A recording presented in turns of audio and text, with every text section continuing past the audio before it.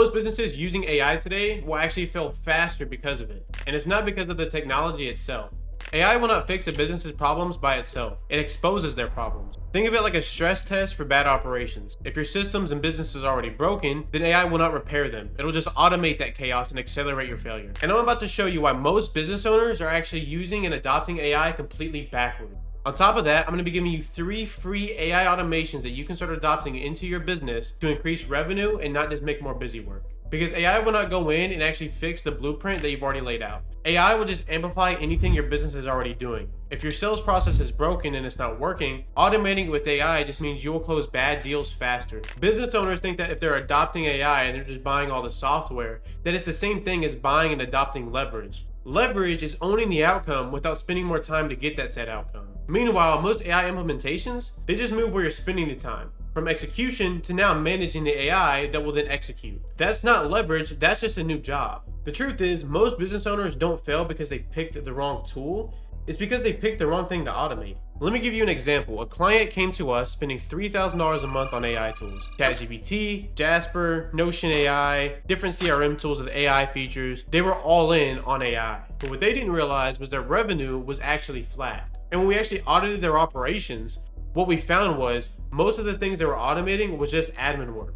Think calendar booking, email replies, meeting notes, and so on. But their actual core revenue engine, the following up, the upselling, that was still being done manually. What they automated was being busy, not being profitable. Instead, focus on automating things that will actually generate you more revenue, because then that'll allow you to have more money and more revenue to keep reinvesting right back into AI to keep automating. If you automate all the busy work but you're not making money, you won't have the money to keep reinvesting into automations. So you're going to focus your automation on things that will generate you new revenue or things that will help you accelerate your already recurring revenue. So think lead qualification, following up, proposal generations based on discovery call data, upsell triggers based on customer behavior. All of these are revenue expanding automations. When you automate revenue activities, you don't save time, so to speak, but you multiply outcomes. For an example, a single automated follow-up system can add 20 to 30% to your close rate without you lifting a single finger. That's not just productivity, that's what we call leverage. Compare that to automating your calendar. Sure, you will save maybe 15 minutes a day, but doing that, you didn't make any money. All you did was make your existing revenue engine slightly more convenient. The real businesses that are adapting and utilizing AI properly, they're treating it as a revenue engine, not just a productivity tool. So this actually brings me into step number 2.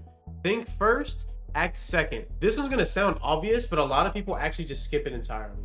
Before you touch any AI tool, you need to answer these 3 questions. The first one is, what outcome are you trying to create? I'm not talking about the task, I'm talking about the outcome. For an example, I want more qualified leads, that's an outcome. But saying I want ChatGPT to write my emails, that's a task. For number 2, you're gonna ask yourself, what is the minimum steps possible for you to get there? Most business owners just keep adding AI to an already bloated process. They already have a 10-step process and then they just enhance it with AI. That's not right. You have to simplify that workflow first, then you can automate the simplified version of it. For the third question, you're gonna wanna ask yourself, where is the bottleneck? Now this one's the critical one. Every business is gonna have a different bottleneck. That's why there is no one and all AI solution. So one business's bottleneck may be client onboarding. Another business's bottleneck may be sales calls. Another business's bottleneck might be following up. But you're gonna wanna think to yourself, when you have a bottleneck, number 1 is, can you automate it with AI? And number 2 is it worth automating it with AI? Because sure, you can automate a sales call. You can have somebody hop in a sales call with a voice agent, but do you really wanna do that?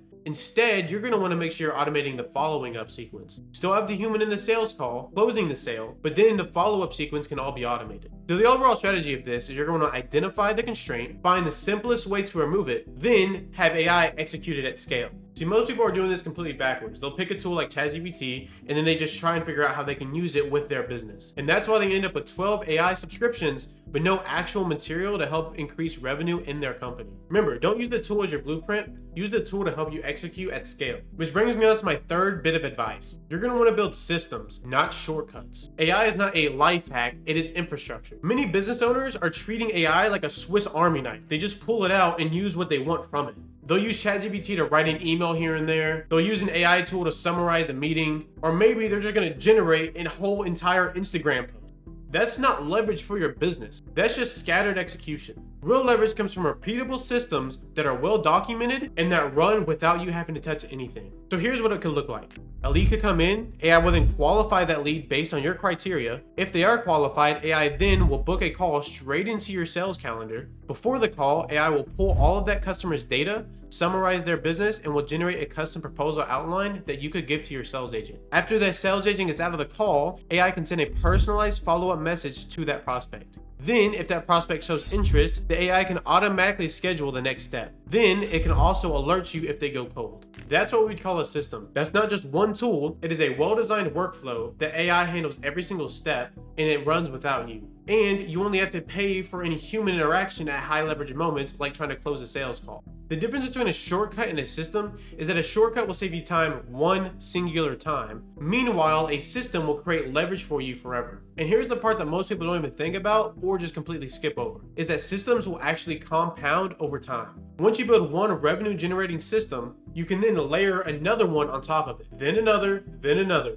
Then within 6 months, you'll have an entire operational system that makes money for your business while you're asleep. That's the business that AI is supposed to create, not just another busy owner with more tools. AI is to create another business owner with real leverage. So let's bring this back for a minute. If you're using AI in your business and it's failing, it's not because the technology doesn't work. It's because you're automating the wrong things. You're starting with trying to automate admin work when you should start with trying to automate revenue growth. You're trying to chase the next fancy AI tool that comes out, when instead you should actually be designing the system and strategy of how you could utilize it better. And you're building the shortcuts, but you're not building the systems. The business that survives the next 5 years isn't going to be the business with the most fancy AI tools. It's going to be the ones with the clearest strategy and the most durable leverage.